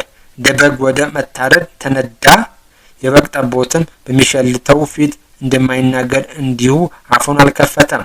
በውርደቱ ፍርዱ ተወገደ፣ ሕይወቱ ከምድር ተወግዷልና ትውልዱን ማን ይናገራል?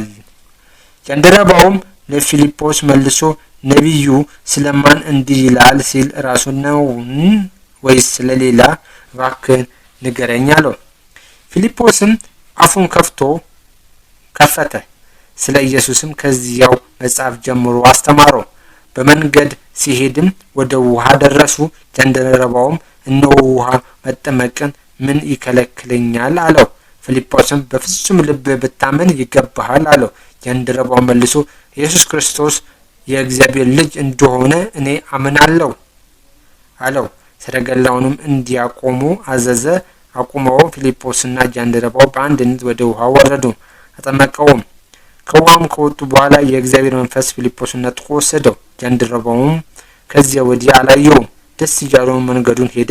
ፊልጶስም አዛጦን ወደምትባል አገር ደረሰ። በከተማዎችም ሁሉ እየተዘዋወረ ወደ ቂሳሪያ እስኪደርስ ድረስ ያስተምር ነበር። ምዕራፍ 9 ሳውል ግን የጌታን ደቀ መዛሙርት ለመግደል ገና እየዛተ ወደ ሊቀ ካህናቱ ሄደ። ምናልባት በመንገድ የሚያገኘው ሰው ቢኖር ወንዶችንም ሴቶችንም እያሰረ ወደ ኢየሩሳሌም ያመጣቸው ዘንድ በደማስቆ ላሉት ምኩራቦች የስልጣን ደብዳቤ ከሊቀ ካህናቱ ለመነ። ሲሄድም ወደ ደማስቆ ከተማ አቅራቢያ በደረሰ ጊዜ መብረቅ ድንገት ከሰማይ ብልጭ ያለበት፣ በምድር ላይም ወደቀ። ወዲያውም ሳውል ሳውል ለምን ታሳድደኛለህ የሚለውን ቃል ሰማ። ሳውልም አቤቱ አንተ ማነህ አለው። እርሱም አንተ የምታሳድደኝ የናዝሬቱ ኢየሱስ ነኝ።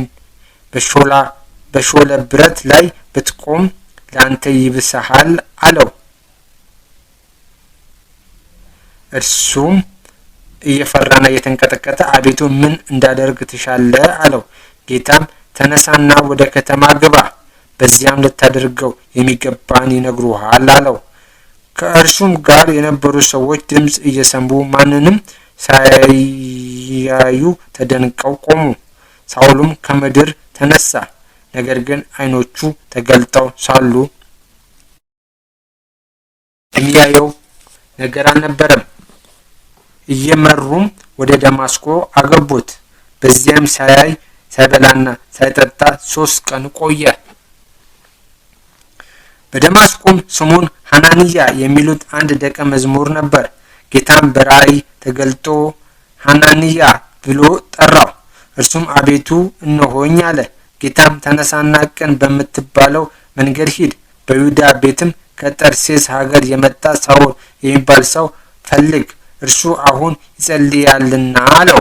ሳውልም በራእይ ሐናንያ የሚባል ሰው ወደ እርሱ ገብቶ ያይ ዘንድ እጁን ሲጭንበት አየ።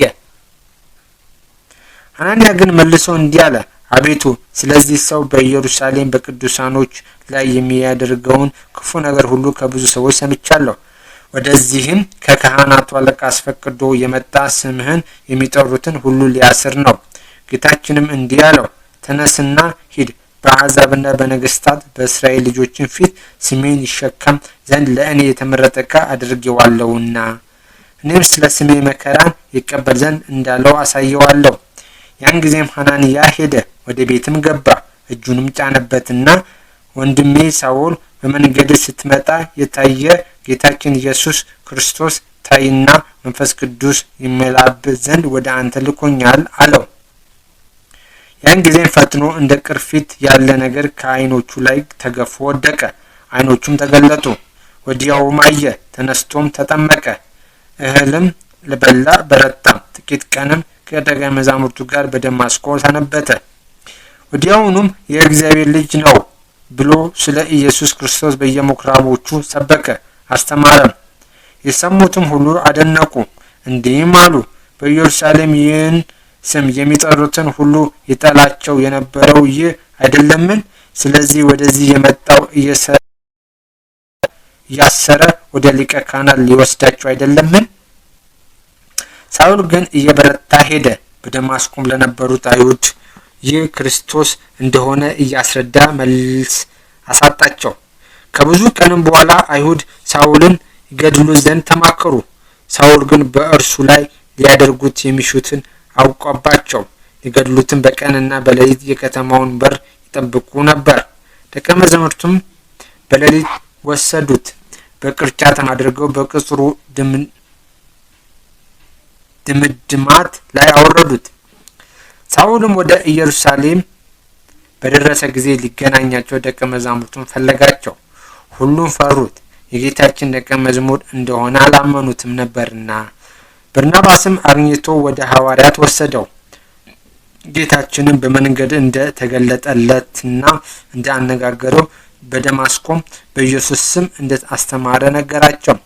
በኢየሩሳሌምም አብሯቸው ይገባና ይወጣ ነበረ። በጌታችን በኢየሱስ ስም በግልጥ ያስተምር ነበር። ከግሪክ አገር መጥተው የነበሩትንም አይሁድ ይከራከራቸው ነበር። እነርሱም ደግሞ ሊገድሉት ፈለጉ። ወንድሞችም ይህን ባወቁ ጊዜ ወደ ቂሳርያ አወረዱት። ከዚያም ወደ ጤርሴስ ላኩት። በይሁዳ በሰማርያና በገሊላ ያሉ አብያተ ክርስቲያናት ሁሉ በሰላም ኖሩ፣ ታነጹም። እግዚአብሔርንም በመፍራት ጸንተው ኖሩ። ሕዝቡም በመንፈስ ቅዱስ አጽናኝነት በዙ። ከዚህም በኋላ ጴጥሮስ በየቦታው ሲዘዋወር በልዳ ወደሚኖሩት ቅዱሳን ዘንድ ደረሰ። በዚያም ኤንያ የተሰኘ ሰውን አገኘ። እርሱም ታሞ በአልጋ ከተኛ 8 ዓመት ሆኖት ነበረ፣ ሽባ ነበርና።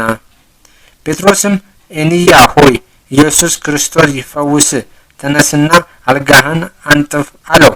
ያን ጊዜም ተነሳ። በልዳና በሳሮና የሚኖሩም ሁሉ እርሱን አይተው ወደ ጌታችን ተመለሱ።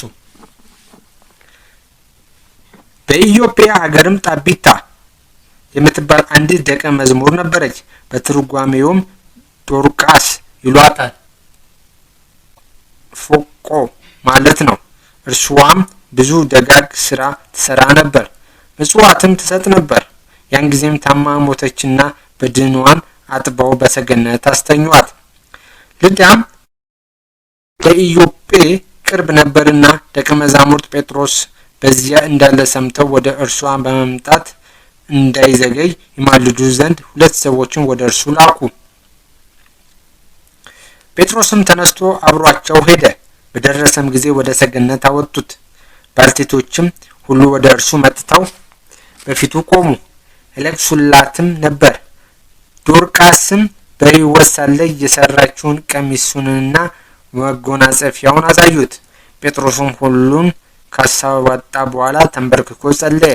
ወደ በድኗም ተመለስ ብሎ ጠቢታ ሆይ ተነሽ አላት።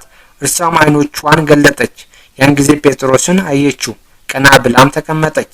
እጁንም ለእርሷ ሰጥቶ አስነሳት። ቅዱሳንንና ባልቴቶችንም ጠርቶ እርሷን አድኖ ሰጣቸው። በኢዮጴም ያሉ ሁሉ ይህን ሰሙ፣ ብዙዎችም በጌታችን አመኑ። ጴጥሮስም በኢዮጴ በቁርበት ፋቂው በስምዖን ቤት ብዙ ቀን ተቀመጠ። ምዕራፍ 10 በቂሳርያም ቆርኔሊዮስ የሚባል አንድ ሰው ነበረ። ኢጣሊቄ ለሚሉት ጭፍራም የ100 አለቃ ነበር። እርሱም ጻድቅና ከነቤተሰቡ እግዚአብሔርን የሚፈራ ነበር። ለሕዝቡም ብዙ ምጽዋት ይሰጥ ነበር። ዘወትርም ወደ እግዚአብሔር ይጸልይ ነበር። የእግዚአብሔር መልአክም በራእይ ከቀኑ በ9 ሰዓት በግልጥ ታየው። ወደ እርሱም ገብቶ ቆርኔሊዮስ ሆይ አለው። ወደ እርሱም ተመልክቶ ፈራና አቤቱ ምንድነው አለ። መልአኩም እንዲህ አለው፣ ጸሎትህም ምጽዋትህም መልካም መታሰቢያ ሆኖ ወደ እግዚአብሔር አድርጓል። አሁንም ጴጥሮስ የሚባለውን ስምዖንን ይጠሩልህ ዘንድ ወደ ኢዮጴ ከተማ ሰዎችን ላክ። እርሱም ቤቱ በባህር አጠገብ ባለው በቁርበት ፋቂው በስምዖን ቤት እንግድነት ተቀምጧል። ልታደርገው የሚገባን እርሱ ይነግርሃል። ያነጋገረውም መልአክ ከሄደ በኋላ ከሌሎቹ 2 ከማይለዩት ጭፍሮችም አንድ ደግ ወታደር ጠራ። ነገሩንም ሁሉ ነግሮ ወደ ኢዮጴ ከተማ ላካቸው። በማግስቱም ሄደው ወደ ከተማይቱ በር ደረሱ። ጴጥሮስም በቀትር ጊዜ ሊጸልይ ወደ ሰገነት ወጥቶ ነበር። በተራበ ጊዜም ምሳ ሊበላ ወደደ። እነርሱም እያዘጋጁ ሳሉ ወጣበት። ሰማይም ተከፍቶ በአራቱ ማዕዘን የተያዘ እንደ ታላቅ መጋረጃ ያለ ዕቃ ወደ ምድር ሲወርድ አየ። በውስጡም 4 እግር ያለው እንስሳ ሁሉ አራዊትም የሚንቀሳቀስም የሰማይ ወፎች ነበሩበት። ጴጥሮስ ሆይ ተነስና አርደህ ብላ የሚል ቃል ወደ እርሱ መጣ። ጴጥሮስ ግን አቤቱ ከቶ አይሆንም፣ ርኩስ የሚያስጸይፍም ከቶ በልቼ አላውቅም አለው። ዳግመኛም እግዚአብሔር ንጹሕ ያደረገውን አንተ አታርክስ የሚል ቃል ወደ እርሱ መጣ። ይህንም 3 ጊዜ አለው። ወዲያውም ዕቃው ወደ ሰማይ ተመለሰ። ጴጥሮስ ስለ አየው ራእይ ምን እንደሆነ ሲያወጣና ሲያወርድ ከቆርኔሌዎስ ተልከው የመጡ ሰዎች የስምዖንን ቤት እየጠየቁ በደጅ ቆመው ነበር።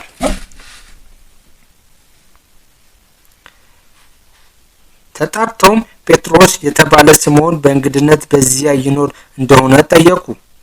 ጴጥሮስም ስለታየው ራእይ ሲያወጣ ሲያወርድ መንፈስ ቅዱስ እንዲህ አለው፣ እነሆ 3 ሰዎች ይፈልጉሃል፣ ተነስና ውረድ፣ ምንም ሳትጠራጥር ከእነርሱ ጋር ሂድ፣ እኔ ልኬያቸዋለሁና። ጴጥሮስም ወደ እነዚያ ሰዎች ወረደና እነሆ የምትፈልጉኝ እኔ ነኝ፣ ለምን መጥታችኋል አላቸው። እነርሱም የመቶ አለቃ ቆርኔሌዎስ እግዚአብሔርን የሚፈራ ጻድቅ ሰው ነው፣ በአይሁድም ወገኖች ሁሉ የተመሰከረለት ነው። ቅዱስ መልአክ ተገልጦ አንተን ወደ ቤቱ እንዲጠራህ የምታስተምረውንም እንዲሰማ አዝዞታል አሉት። እርሱም ተቀብሎ አሳደራቸው። በማግስቱም ተነስቶ አብሯቸው ሄደ።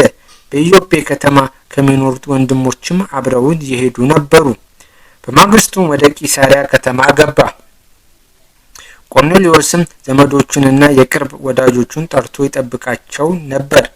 ጴጥሮስም በገባ ጊዜ ቆርኔሌዎስ ተቀበለው፣ ከእግሩ በታችም ወድቆ ሰገደለት። ጴጥሮስም ተነስ፣ እኔም እንደ አንተ ሰው ነኝ ብሎ አነሳው። ከእርሱም ጋር እየተነጋገረ ገባ። ወደ እርሱም የመጡ ብዙ ሰዎች አገኘ። ጴጥሮስም እንዲህ አላቸው፣ ለአይሁዳዊ ሰው ሄዶ ከባዕድ ወገን ጋር መቀላቀል እንደማይገባ ታውቃላችሁ። ለእኔ ግን ከሰው ማንንም ቢሆን እንዳልጸየፍና ርኩስ ነው እንዳልል እግዚአብሔር አሳየኝ። አሁንም ስለላካችሁብኝ ሳልጠራጠር ወደ እናንተ መጣሁ። በምን ምክንያት እንደጠራችሁኝ እጠይቃችኋለሁ። ቆርኔሌዎስም እንዲህ አለው፣ የዛሬ 4 ቀን በ9 ሰዓት በዚህ ሰዓት በቤቴ ስጸልይ የሚያንጸባርቅ ልብስ የለበሰ አንድ ሰው በፊቴ ቆሞ አይታየኝ። እንዲህም አለኝ፣ ቆርኔሌዎስ ሆይ በእግዚአብሔር ፊት ጸሎትህ ተሰማ፣ መጽዋዕትም ታሰበልህ። አሁን ወደ ኢዮጴ ከተማ ላክና በባህር አቅራቢያ ባለችው በቁርበት ፋቂው በስምዖን ቤት የሚኖረውን ጴጥሮስ የተባለውን ስምዖንን ይጠሩልህ። እርሱ መጥቶ የምትድንበትን ይነግርሃል። ስለዚህም ወዲያውኑ ወደ አንተ ላክሁ። ወደኛ በመምጣትህም መልካም አደረግህ። አሁንም እግዚአብሔር ያዘዘን ሁሉ ልንሰማ እነሆ እኛ ሁላችን በእግዚአብሔር ፊት በዚህ አለን። ጴጥሮስም አፉን ከፈተና እንዲህ አለ፣ እግዚአብሔር ለሰው ፊት እንደማያዳላ በእውነት አየው።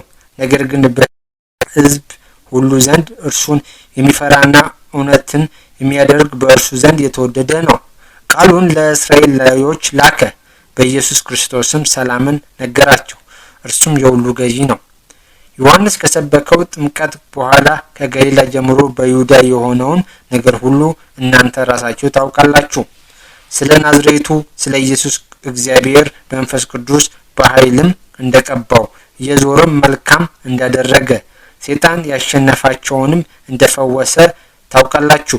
እግዚአብሔር ከእርሱ ጋር ነበርና በይሁዳና በኢየሩሳሌም ባደረገው ሁሉ እኛ ምስክሮች ነን።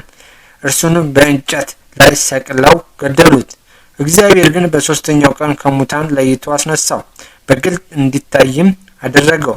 ይህም ለሕዝቡ ሁሉ አይደለም፣ ነገር ግን አስቀድሞ ለመረጣቸውና ምስክሮች ለሚሆኑት ብቻ ነው እንጂ። የመረጣቸው የተባልንም እኛ ነን። ከሙታንም ተለይቶ ከተነሳ በኋላ ከእርሱ ጋር የበላና የጠጣንም እኛ ነን። በእግዚአብሔር ዘንድ በሕያዋንና በሙታን ላይ ፈራጅ ሆኖ የተሾመ እርሱ እንደሆነ ለሕዝብ እናስተምር ዘንድ አዘዘን። ለሚያምኑበትም ሁሉ ኃጢአታቸው በስሙ እንደሚሰረይላቸው ነቢያት ሁሉ ምስክሮቹ ናቸው። ጴጥሮስም ይህን ነገር ሲነግራቸው ይህን ትምህርት በሰሙት ሰዎች ሁሉ ላይ መንፈስ ቅዱስ ወረደ። ከጴጥሮስም ጋር የመጡ አይሁድ ወገን የሆኑ ምዕመናን ሁሉ ደነገጡ፣ የመንፈስ ቅዱስ ጸጋ በአሕዛብ ላይ ወርዷልና፣ በልዩ ልዩ ሀገር ቋንቋ ሲናገሩ እግዚአብሔርንም ሲያመሰግኑ ሰምተዋቸዋልና። ጴጥሮስም እንደኛ መንፈስ ቅዱስን ከተቀበሉ በኋላ እንግዲህ በውኃ እንዳይጠመቁ ውኃን ሊከለክላቸው የሚችል ማን ነው? አለ። በኢየሱስ ክርስቶስም ስም እንዲጠመቁ አዘዛቸው። ከዚህም በኋላ ጥቂት ቀን አብሯቸው እንዲቀመጥ ጴጥሮስን ማለዱት። ምዕራፍ 11 ሐዋርያትና በይሁዳ የነበሩ ወንድሞችም አሕዛብ የእግዚአብሔርን ቃል እንደተቀበሉ ሰሙ። ጴጥሮስም ወደ ኢየሩሳሌም በወጣ ጊዜ ከአይሁድ ወገን የሆኑት ወንድሞች ተቃወሙት። ወደ አልተገረዙት ሰዎች ቤት ገብተህ አብረሃቸው በልተሃል አሉት። ጴጥሮስም ከመጀመሪያ ጀምሮ ይነግራቸው ጀመረ፣ እንዲህም አላቸው። በኢዮጴ ከተማ ሳለሁ ስጸልይ ተመስጦ መጣብኝና ራእይ አየሁ። ታላቅ መጋረጃ የመሰለ ዕቃ በአራቱ ማዕዘን ተይዞ ከሰማይ ወረደ፣ ወደ እኔም መጣ።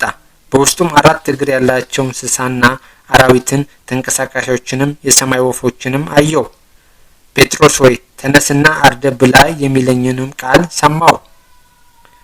አቤቱ ከቶ አይሆንም፣ ንጹሕ ያልሆነ ርኩስ ነገር ወደ አፌ ገብቶ አያውቅም አልሁ። ደግሞም እግዚአብሔር ንጹሕ ያደረገውን አንተ አታርክሰው የሚል ቃል ከሰማይ መለሰልኝ። እንዲህ መላልሶ 3 ጊዜ ነገረኝ። ዳግመኛም ሁሉ ተጠቅልሎ ወደ ሰማይ ተመለሰ። በዚያችም ሰዓት ከቂሳሪያ ወደ እኔ የተላኩ 3 ሰዎች መጡ። እኔ ባለሁበት ግቢ በርም ቆሙ። መንፈስ ቅዱስም ሳትጠራጠር አብረሃቸው ሂድ አለኝ። እነዚህ 6ቱ ወንድሞቻችንም ተከትለውኝ መጡና ወደዚያ ሰው ቤት ገባን። እርሱም በቤቱ ቆሞ ሳለ የእግዚአብሔርን መልአክ እንዳየ ወደ ኢዮጴ ከተማ ልከህ ጴጥሮስ የተባለውን ስምዖንን ይጥሩልህ፣ አንተና ቤተሰቦቹ ሁሉ የምትድኑበትን ነገር እሱ ይነግርሃል እንደ አለው ነገረን። ላስተምራቸው በጀመሩ ጊዜም ቀድሞ በእኛ ላይ እንደወረደ ሁሉ መንፈስ ቅዱስ በእነርሱ ላይ ወረደ። ዮሐንስ በውሃ ጠመቀ፣ እናንተ ግን በመንፈስ ቅዱስ ትጠመቃላችሁ ያለውን የጌታችን ቃል አሰብሁ። እንግዲህ እግዚአብሔር በጌታችን በኢየሱስ ክርስቶስ ላመንነው ለእኛ እንደሰጠን ያን ጸጋውን እንደ እኛ አስተካክሎ ከሰጣቸው እግዚአብሔርን ልከለክል የሚችል እኔ ማን ነኝ? ይህን በሰሙ ጊዜ ዝም አሉ።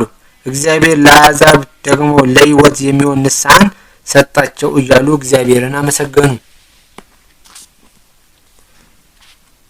በእስጢፋኖስ ሞት ምክንያት የተበተኑት ግን ወደ ፌንቄ፣ ወደ ቆጵሮስና ወደ አንጾኪያ ደረሱ። ቃሉንም ለአይሁድ ብቻ እንጂ ለአንድስ እንኳ አይናገሩም ነበር። ከመካከላቸውም ወደ አንጾኪያ ሄደው ለአረማውያን የጌታችን የኢየሱስ ክርስቶስን ነገር ያስተምሩ የቆጵሮስና የቄሬና ሰዎች ነበሩ። የእግዚአብሔርም እጅ ከእነርሱ ጋር ነበረ። ወደ ጌታም ተመልሰው ያመኑ ሰዎች ቁጥራቸው በዛ። ስለ እነርሱ የተነገረውም ይህ ነገር በኢየሩሳሌም ባለችው ቤተ ክርስቲያን ዘንድ ተሰማ። በርናባስንም ወደ አንጾኪያ ላኩት። በደረሰ ጊዜም የእግዚአብሔርን ጸጋ አየና ደስ አለው። በፍጹም ልባቸው በእግዚአብሔር ጸንተው ይኖሩ ዘንድ መከራቸው። ደግ ሰው መንፈስ ቅዱስ ያደረበት ሃይማኖተኛም ነበርና በጌታችንም አምነው ብዙዎች አሕዛብ ተጨመሩ። ከዚህም በኋላ በርናባስ ሳውልን ሊፈልግ ወደ ጠርሴስ ሄደ። ባገኘውም ጊዜ ወደ አንጾኪያ ወሰደው። በቤተ ክርስቲያንም 1 ዓመት አብረው ተቀመጡ። ብዙ ሕዝብንም አስተማሩ። ደቀ መዛሙርቱም መጀመሪያ በአንጾኪያ ክርስቲያን ተብለው ተጠሩ። ያን ጊዜም ነቢያት ከኢየሩሳሌም ወደ አንጾኪያ ወረዱ። ከመካከላቸው ልጃቸውም አጋቦስ የተባለ አንድ ሰው ተነስቶ በዓለም ሁሉ ጽኑ ረሃብ እንደሚመጣ በመንፈስ ቅዱስ ተገልጦለት ተናገረ። ይህም በቂሳሪያ ቅላውዲዮስ ዘመን ሆነ። ከዚህም በኋላ ደቀ መዛሙርቱ እያንዳንዳቸው የሚችሉትን ያህል አዋጥተው በይሁዳ አገር ለሚኖሩት ወንድሞቻቸው እርዳታን ይልኩ ዘንድ ወሰኑ። እንደዚህም አድርገው በበርናባስና በሳውል እጅ ወደ ቀሳውስት ላኩት። ምዕራፍ 12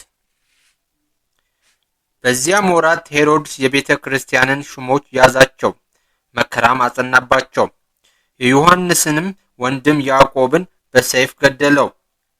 አይሁድንም ደስ እንዳላቸው አይቶ ጴጥሮስን ደግሞ ያዘው። ያን ጊዜም የፋሲካ በዓል ነበር። ይዞም ወደ ወህኒ ቤት አስገባው።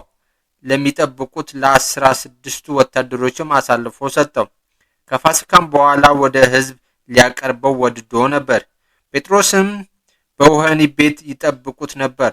በቤተ ክርስቲያንም ዘወትር ስለ እርሱ ወደ እግዚአብሔር ይጸልዩ ነበር። ሄሮድስም ማለዳ ያቀርበው ዘንድ በወደደባት በዚያች ሌሊት ጴጥሮስ ሁለቱን እጆቹን በሰንሰለት ታስሮ በሁለት ወታደሮች መካከል ተኝቶ ነበር። ጠባቂዎችም የወህኒ ቤቱን በር ይጠብቁ ነበር። የእግዚአብሔርም መልአክ ወርዶ ባጠገቡ ቆመ። በቤትም ውስጥ ብርሃን ሆነ። ጴጥሮስንም ጎኑን ነክቶ ቀሰቀሰውና ፈጥነ ተነስ አለው። ሰንሰለቶቹም ከእጆቹ ወልቀው ወደቁ። መልአኩም ወገብህን ታጠቅ፣ ጫማህንም ተጫማ አለው። እንዳዘዘውም አደረገ። ልብስህንም ልበስና ተከተለኝ አለው። ተከትሎም ወጣ። ጴጥሮስ ግን ራእይ የሚያይ ይመስለው ነበር እንጂ በመልአኩ የሚደረገው ነገር እውነት እንደሆነ አላወቀም ነበር። መጀመሪያውንና ሁለተኛውን ዘብ አልፈው ወደ ከተማ ወደምትወስደው ወደ ብረቱ መዝጊያ ደረሱ። ያን ጊዜ መዝጊያው ራሱ ተከፈተላቸው። ወጥተውም በአንድ ስላች መንገድ ሄዱ። መልአኩም ጴጥሮስን ትቶት ሄደ። ያን ጊዜም የጴጥሮስ ልቦና ተመለሰለትና እግዚአብሔር መልአኩን ልኮ ከሄሮድስ እጅና የአይሁድ ሕዝብ ይጠብቁት ከነበረው ሁሉ እንዳዳነኝ በእውነት አሁን አወቅሁ አለ። ከዚህም በኋላ ባስተዋለ ጊዜ ብዙዎች ወንድሞች ተሰብስበው ይጸልዩበት ወደ ነበረው ማርቆስ ወደ ተባለው ወደ ዮሐንስ እናት ወደ ማርያም ቤት ሄደ። ጴጥሮስም በሩን አንኳኳ። ሮዴ የምትባል ብላቴናም ልትከፍትለት መጣች። የጴጥሮስም ድምፅ መሆኑን አውቃ ከደስታ የተነሳ አልከፈተችለትም። ነገር ግን ጴጥሮስ በበር ቆሞ ሳለ ሮጣ ነገረቻቸው። እነርሱም አብደሻልን? አንድ ጊዜ ታገሺ አሏት። እርሷ ግን እርሱ እንደሆነ ታረጋግጥ ነበር። እነርሱም ምናልባት መልአኩ ይሆናል አሉ። ጴጥሮስ ግን በሩን ማንኳኳቱን ቀጠለ። ከፍተውም ባዩት ጊዜ ተደነቁ። እርሱ ግን ዝም እንዲሉ በእጅ አመለከታቸው። ከወህኒ ቤትም እግዚአብሔር እንዳወጣው ነገራቸው። ይህንም ለያዕቆብና ለወንድሞች ሁሉ ንገሩ አላቸው። ከዚያም ወጥቶ ወደ ሌላ ስፍራ ሄደ። በነጋ ጊዜም ወታደሮች ጴጥሮስ ምን ሆነ ብለው ታወኩ። ሄሮድስ ግን አስፈልጎ ባጣው ጊዜ ጠባቂዎችን መረመረ፣ ይገድሏቸውም ዘንድ አዘዘ። ከዚህም በኋላ ከይሁዳ ወደ ቂሳሪያ ወርዶ በዚያ ተቀመጠ። ሄሮድስም በጢሮስና በሲዶና ሰዎች ተቆጥቶ ነበር። በአንድነትም ወደ እርሱ መጥተው የንጉሡን ቢትወደድ በላስጦስን እንዲያስታርቃቸው ማለዱት፣ የአገራቸው ምግብ ከንጉሥ ሄሮድስ ነበርና። ከዚህም በኋላ አንድ ቀን ሄሮድስ ልብሰ መንግስቱን ለብሶ በአደባባይ ተገኝቶ ይፈርድ ጀመረ። ሕዝቡም የእግዚአብሔር ቃል ነው፣ የሰው ቃልም አይደለም እያሉ ጮሁ። ለእግዚአብሔርም ክብር ስላልሰጠ ያን ጊዜ የእግዚአብሔር መልአክ ቀሰፈው፣ ተልቶም ሞተ። የእግዚአብሔር ቃል ከፍ አለ በዛም። በርናባስና ሳኦልም አገልግሎታቸውን ፈጽመው ከኢየሩሳሌም ተመለሱ። ማርቆስ የተባለውን ዮሐንስንም አስከትለውት መጡ። ምዕራፍ 13 በአንጾኪያ በነበረችው ቤተክርስቲያንም ነቢያትና መምህራን ነበሩ። እነርሱም በርናባስ፣ ኔጌር የተባለው ስምዖን፣ የቀሬናው ሉቅዮስ፣ ከአራተኛው ክፍል ገዢ ከሄሮድስ ጋር ያደገው ምናሄ፣ ሳውልም ነበሩ። የእግዚአብሔርን ሥራ ሲሰሩ ሲጾሙ መንፈስ ቅዱስ በበርናባስንና ሳውልን እኔ ለፈለግኋችሁ ሥራ ለዩልኝ አላቸው። ያን ጊዜም ከጾምና ከጸለዩ እጃቸውንም በራሳቸው ላይ ከጫኑባቸው በኋላ ላኳቸው። ከመንፈስ ቅዱስም ተልከው ወደ ሴሌውቅያ ወረዱ። ከዚያም በመርከብ ወደ ቆጵሮስ ሄዱ። ወደ ሰልሜና ሀገርም ገብተው በአይሁድ ምኩራቦች የእግዚአብሔርን ቃል አስተማሩ። ዮሐንስም እያገለገላቸው ከእነርሱ ጋር ነበር።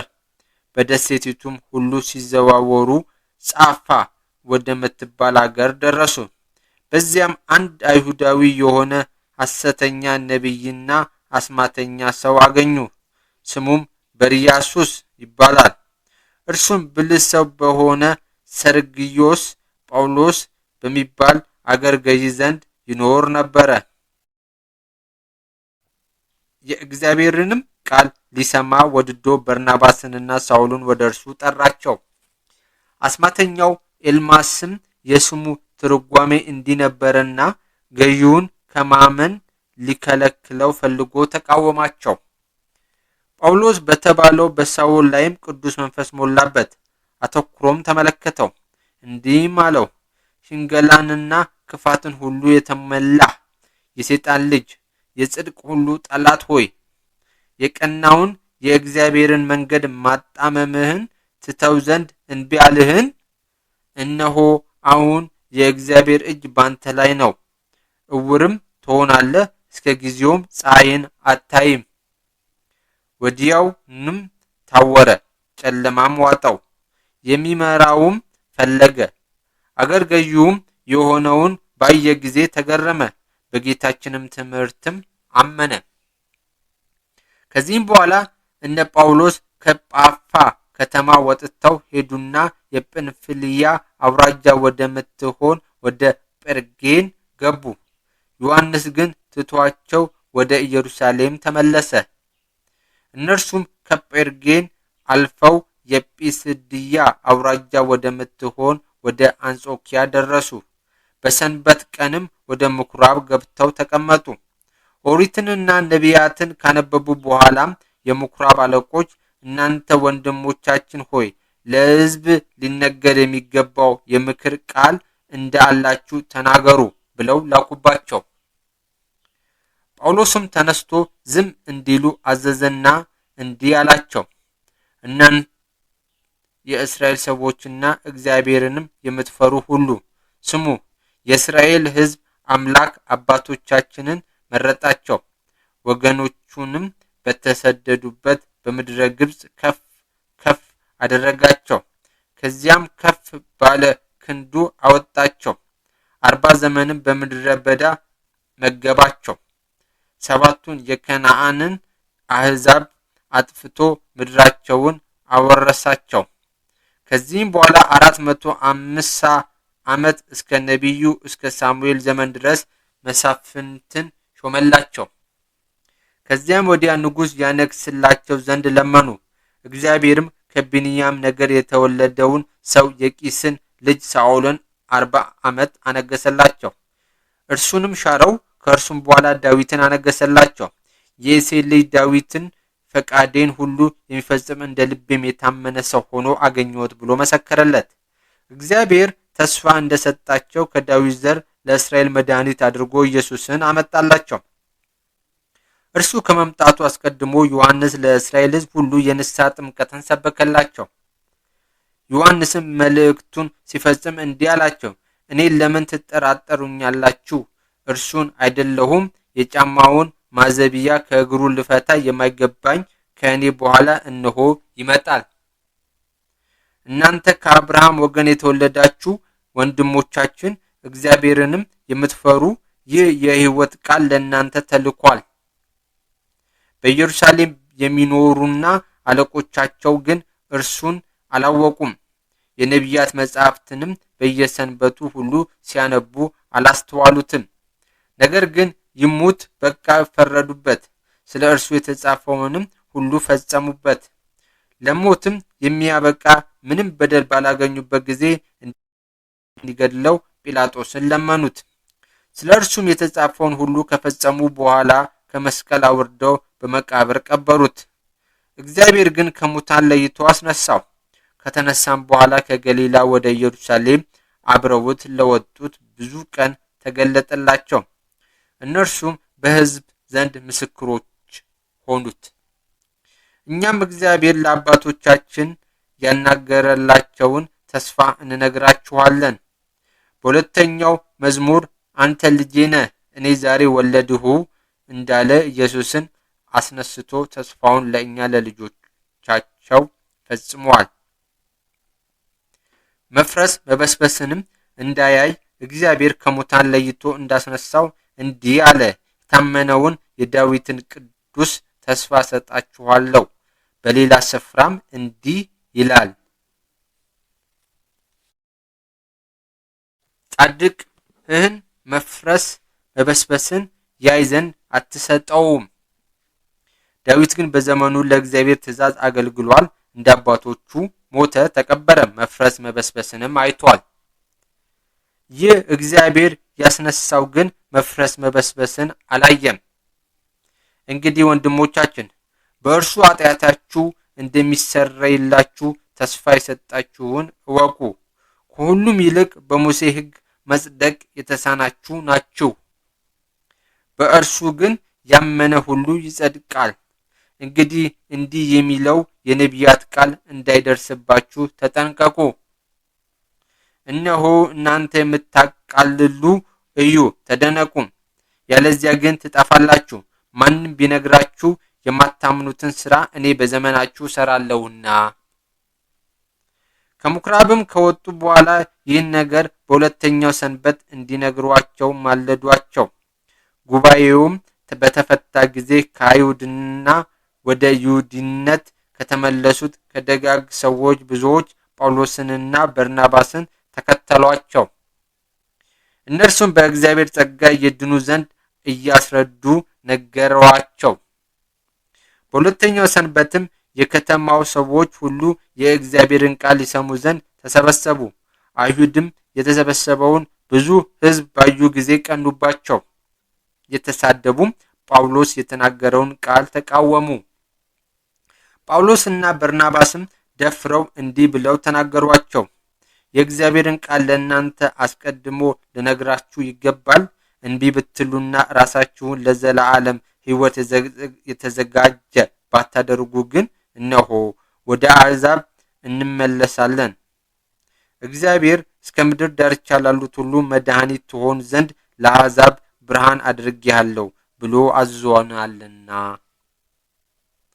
አሕዛብም ይህን ሰምተው ደስ አላቸው፣ የእግዚአብሔርንም ቃል አከበሩ። ለዘላለምም ሕይወትም የተዘጋጁ ሁሉ አመኑ።